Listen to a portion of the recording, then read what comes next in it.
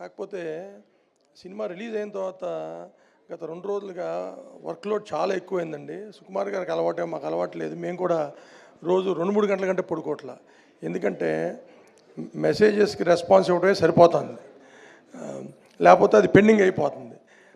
అంటే my phone is flooded with messages. ఇంకా అదే నిదర్శనం అనమాట ఈ సినిమా ఎంత విజయం సాధించింది అనడానికి. And thank you everyone for all your support. And we are so proud that Pushpa 2 is the fastest 500 crore Indian film. చాలా ఆనందంగా ఉందండి.